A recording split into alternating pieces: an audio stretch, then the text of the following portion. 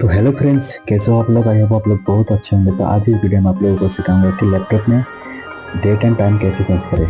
तो आप लोग मेरा मोबाइल में देख सकते हो कि 2:54 हुआ है, लेकिन लैपटॉप में अलग दिख जाएगा। तो इसको हम लोग आज ठीक करेंगे, तो इसलिए पूरा वीडियो बिना स्किप के देखिएगा ताकि आप लोग सीख पाएगा। तो सबसे पहले आप लोगों को सेटिंग में जाके टाइम एंड डेट को क्लिक करके आना है। आने के बाद आप लोग देख सकते हो कि 3:38 हुआ है। तो इस टाइम को हम लोग आज ठीक करेंगे। तो बिना स्किप के पूरा वीडियो देखिए।